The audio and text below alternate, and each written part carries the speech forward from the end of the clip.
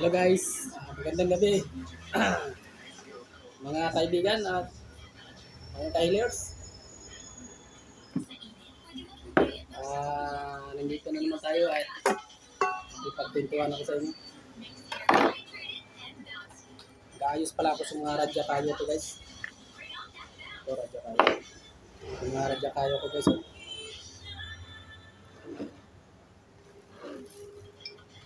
Ang ganda yung radya kayo natin ngayon guys.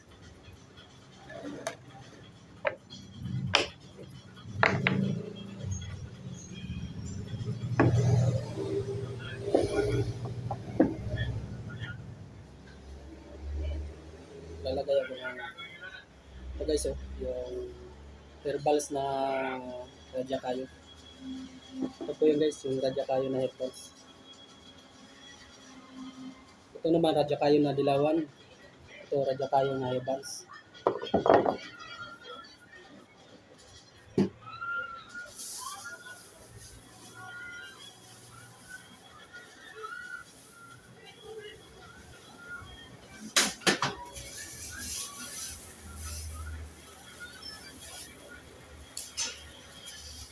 Ito yung dahon niyan guys, yung radya kayo na herbals. Ito ko yan. Yun dito guys.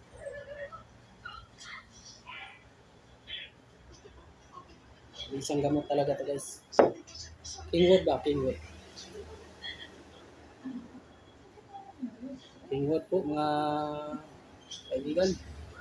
Yung tawagin ay kingwood kaya siya tinatawag na kingwood dahil napakagaling po niya na marami siya.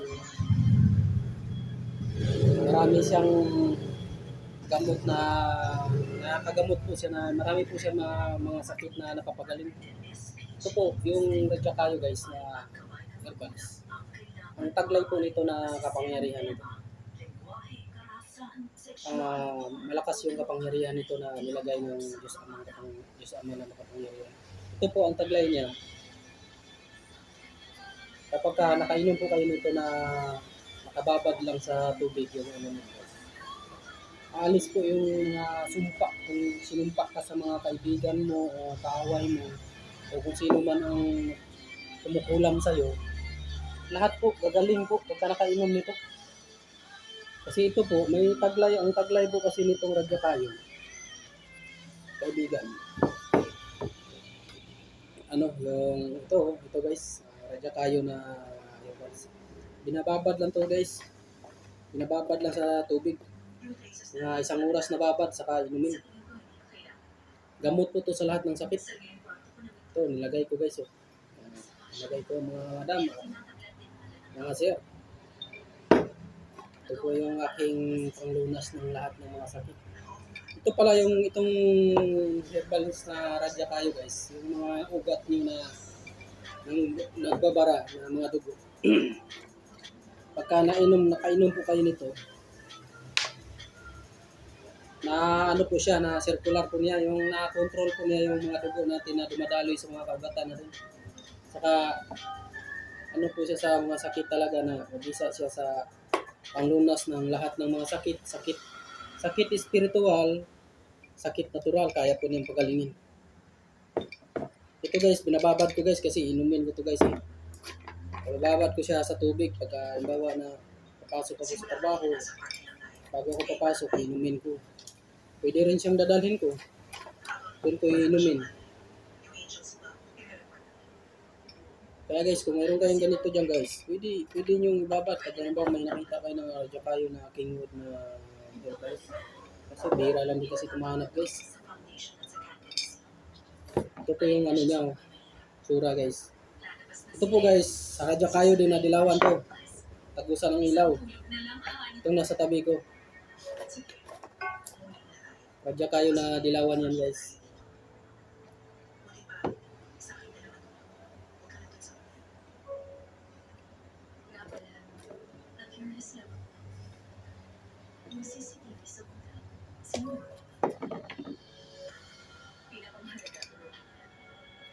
Yan.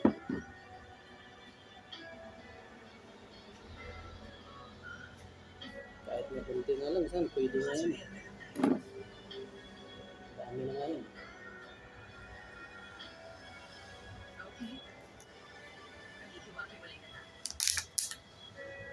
Ito po yung guys. Oh. Ang dahon po niyan guys, ito.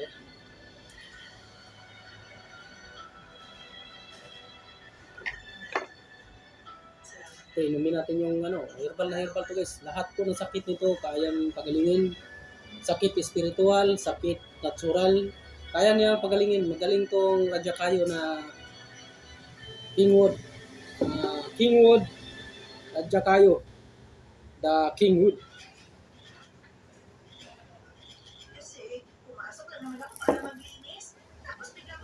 Ito naman guys, Radya Kayo Dilawan. Pwede lang to siya sa pambabad sa langis, pangabisa po ito, panghilot. Kung halimbawa na kukuha ka nito ng magtapyas ka lang ng ganito, ganyan. Babad mo sa langis na nilangis mo na niyog. Yun ang gawin mo panghilot. Saka ito guys, itong oring Radya Kayo na to na Dilawan. Ito po ay panlaban sa lahat ng mga masasama. Pangkalahatan na po ito. Tagusan ang ilaw nito guys. Tagusan ang ilaw. Tumatagos po ang ilaw nito. Ito po ay mabisang panlaban sa kulam. Kung kinukulam ka, binabarang ka, hindi po makatalab yung barang sa kakulam. Pagka kinulam ka, babalik sa kanya yan.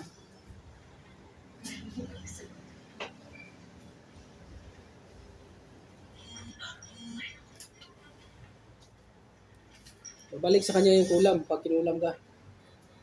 Ganun ang kapangyarihan ng Radya Kayo guys na Dilawan.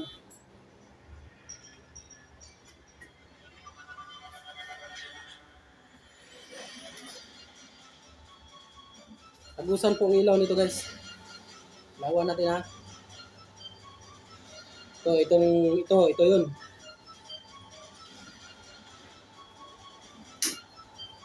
Ito guys. Yan po. Yung Radya Kayo na Dilawan, ito yung niya, ito yung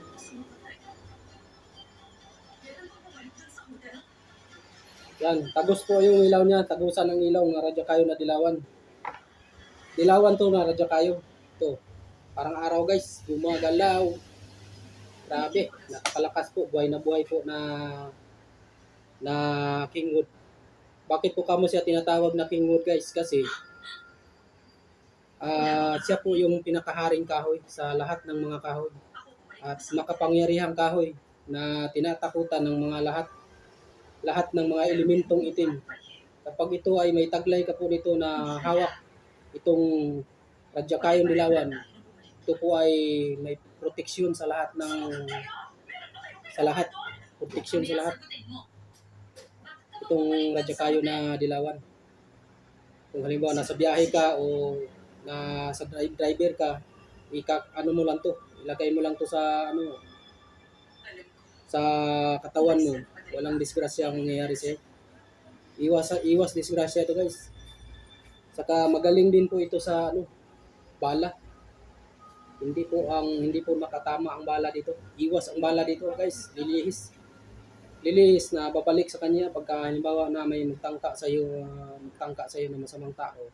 Babalik sa kanya yung bala. Magbabounce.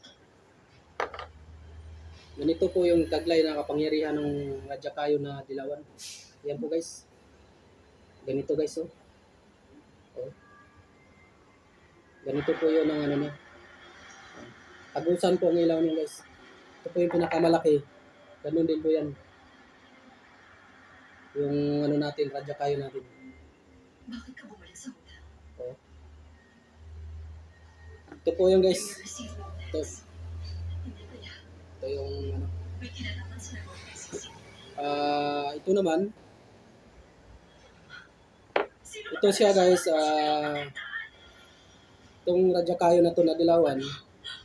Marami itong mga dala. Ito ay lucky charms. Kapag ito ay hawak ninyo, magaan po ang pira na papasok sa buhay ninyo. Diba, may tindahan kayo. Kung may negosyo kayo, ilalagay nyo lang po ito sa tindahan ninyo. Marami po ang darating na blessing sa buhay ninyo. At ganun po ang tagline nito na swerte. Swerte po to sa tahanan. Kapag nagkaroon po kayo nito guys, mga madam, aalis po lahat ng mga elementong itim sa bahay niyo. Saka, kumbaga wawalisin niya lahat ng kamalasan dyan sa bahay niyo. Ang ipapalit nito, swerte. Na magandang pasok sa blessing sa bahay niyo. Magandang pasok sa magandang pasok na swerte darating sa iyo na hindi mo mamamalayan na bigla lang darating sa iyo. Kapag mayroon po kayong ganitong radya kayo na dilawan, ito po ay napakalakas na nakapaloob dito na kapangyarihan. Ito po ay natural na kapangyarihan niya na nakalagay dito na radya kayo na yan.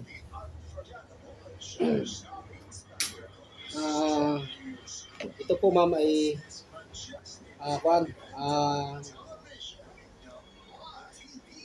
natural na po ang kapangyarihan na nilagay dito ni Ama, ni Diyos Ama ang makapangyarihan natin.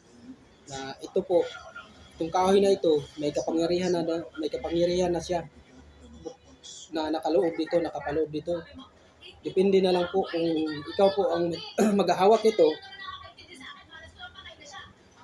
Lagi nyo lang po na ipag-pray at lagi nyo pong dasalan kung ano po ang dinadasal ninyo, na kung ano ang klaseng dasal na kung ano pong relihiyon nyo, pwede po kayong magdasal na kahit na anong dasal basta galing sa Panginoon. Saka ito po mga madam, mga sir, ang kapangyarihan po nito napakalakas. Malakas pa po ito sa diglom. Malakas pa sa diglom yan. Ito po ang haring kahoy sa lahat ng mga kahoy. Kumbaga ito ang pinakamalakas na kahoy. Kaya ito ay tinatawag na radya kayo. Sa ibang bansa po, ang tawag nila nito radya kayo, raha kayo.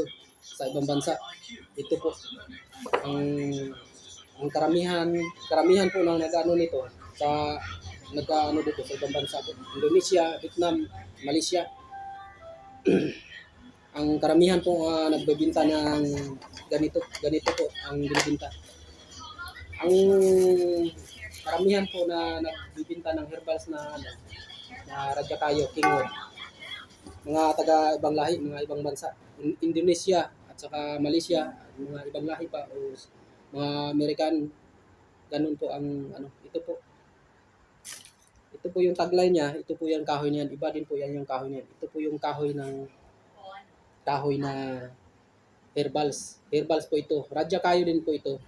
Kasi ang radya kayo ma'am, mga madam at saka sir, ang radya kayo po ay marami pong klase.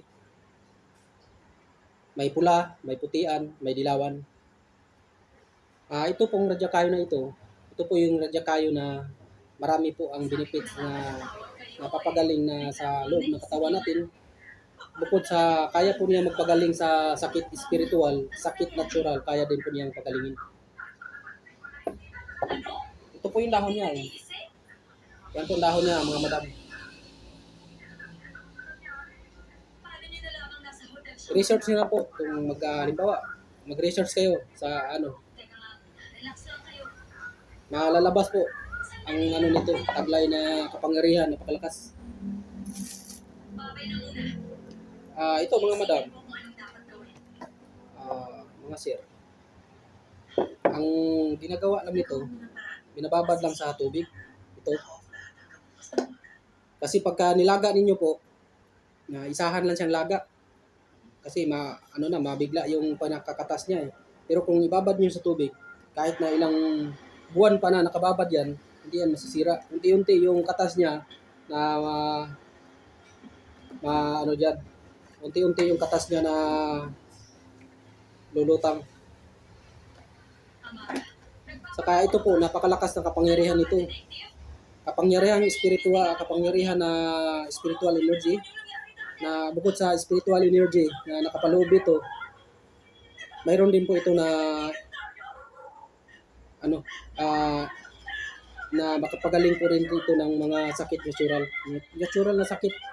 Basta lahat, high blood o ano, lahat ng sakit kaya niyang pagalingin ito. Mararamdaman niyo lang po sa katawan ninyo na ano, may maramdaman kayo na kakaiba na pagka uminom kayo nito, mararamdaman niyo na magaan yung katawan niyo. Parang yung ano, yung ano ninyo, kondisyon, ganun. Ito, binababad lang po ito, mga sir, mga madam. Ito, ganyan. Binababad lang po ito. Ganito po yan, oh.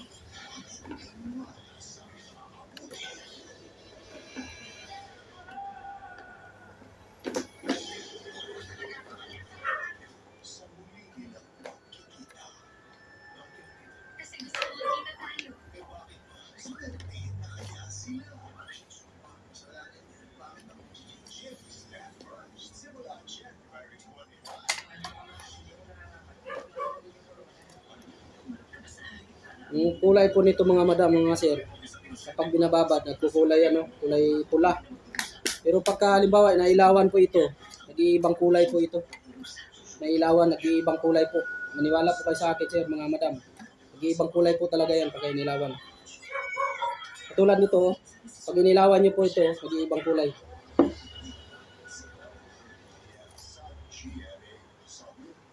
Ang tubig nito po, nakatas nito. Pag inilawan ninyo po, nag-iibang kulay po.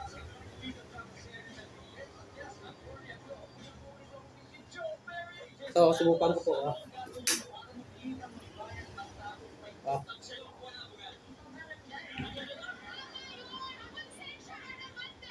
Yan o. Tingnan nyo mga madam.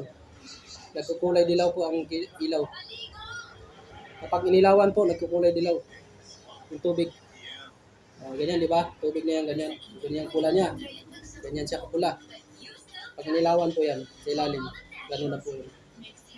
Ganun kaliwanag po. Pati tubig, nagliliwanag. Yung tubig niya po, nagliliwanag po ang tubig niya. Kapag inilawan po, liwanag na liwanag. Yung nagkukulay dilaw, yung tubig.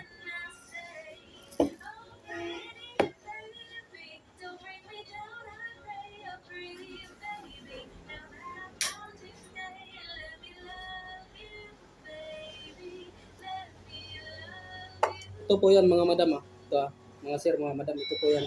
Ito po, ano lang to, pangbabad lang sa langis, pwede. Ibang rin po ito. Yung mga radyakayo natin.